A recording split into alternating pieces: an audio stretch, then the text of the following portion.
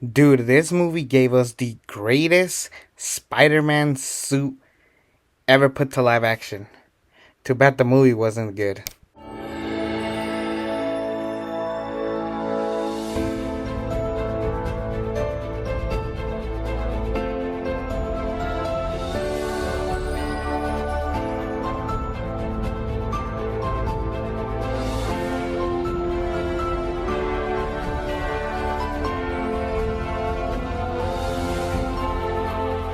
The Amazing Spider-Man 2 is hands down one of the worst superhero movies put to form, but man, did it have so much potential from the start. That opening scene of Spider-Man saving the day, the ringtone to his phone is the classic theme song. He's almost gonna miss graduation. Uh, Bumps into Jamie Foxx. Stops Paul Giamatti. That was Spider-Man. Like that was great. Like that was honestly like a great way to start off this. Let's ignore that stupid flashback of Richard Parker fighting a guy in the plane, and that leads to the infamous plane crash. There was Sony products everywhere, even though those products didn't exist around that period of time. I will honestly say that there was a lot to really impact. This movie's biggest problem is that it just has way too many plots going on at once. We build up to Electro. We build up to Harry Osborn becoming the Green Goblin. In this world, the Green Goblin isn't even the Green Goblin. This is the worst edition of the Green Goblin. So the origin is that instead of being like this experiment tested on them, instead they were born with this disease that makes them goblin, and then they could die from it. Which that's how Norman dies in this. But then Harry's like basically paranoid.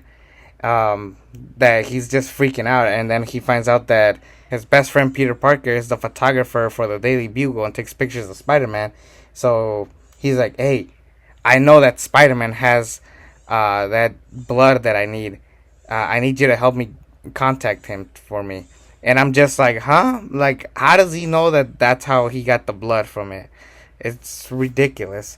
Obviously, Peter doesn't give him the blood because there's a strong chance that it could even kill him even further, and it just makes him go berserk. And then, sure enough, that's how the Green Goblin is formed.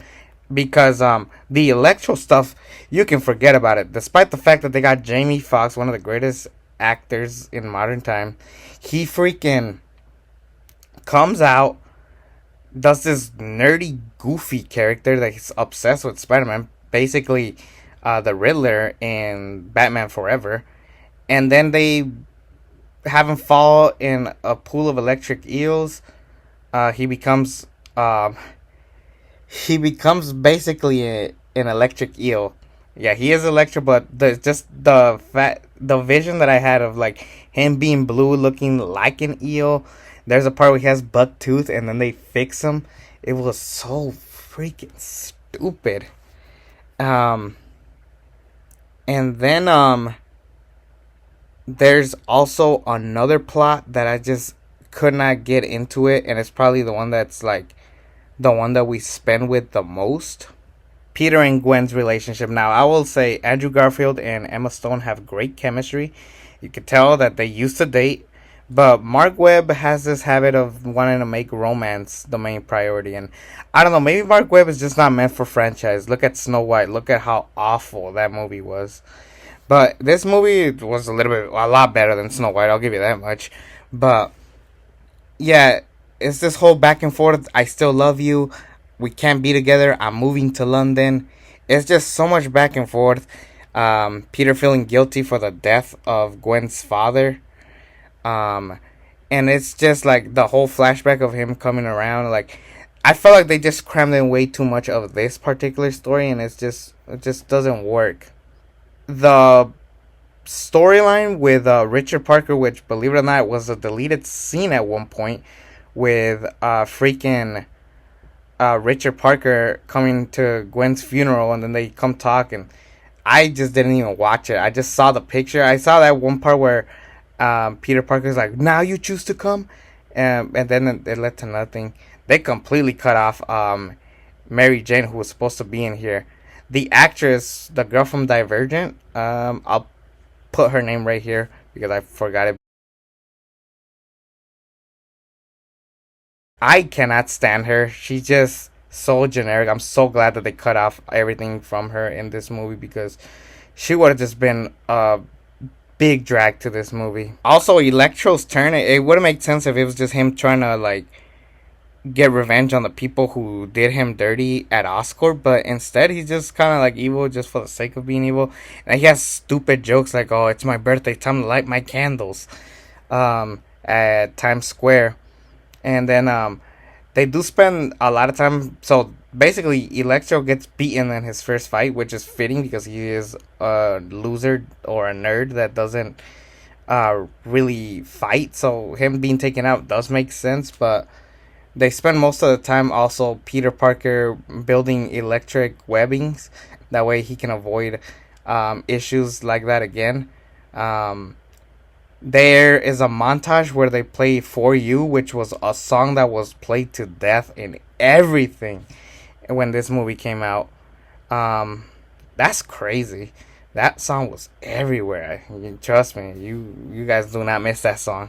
They cram in this story of Peter Parker trying to find out more about his father and what he did at Oscorp, and then his aunt was like, "Oh," which is probably one of my favorite scenes. But the Aunt May being like, "Oh, I'm sick and tired of you talking about your father. He left us. I'm the one that took care of you.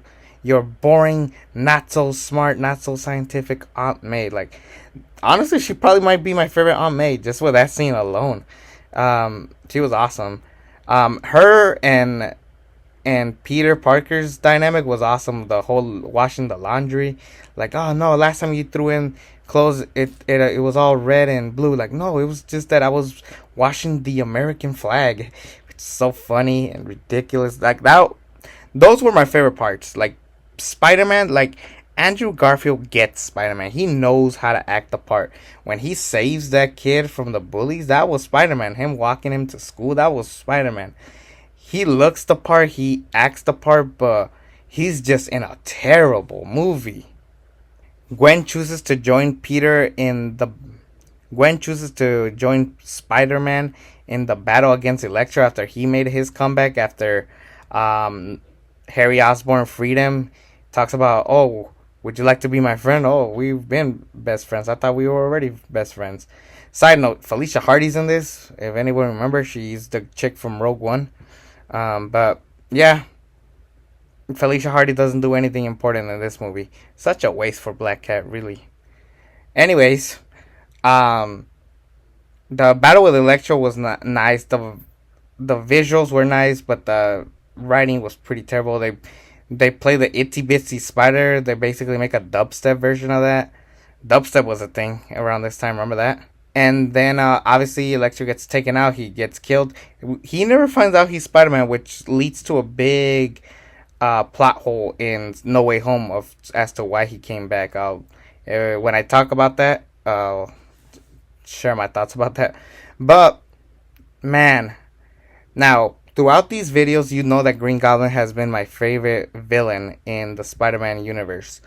This was not my favorite edition of him. He was horrible. He looked ugly. He looked just ridiculous. And then, freaking, this leads to the infamous death of Gwen Stacy, the most important part of the movie. Andrew Garfield, so popular, this scene where he tries to save Gwen and fails miserably, and it kind of came off like a joke the way she bumped her head.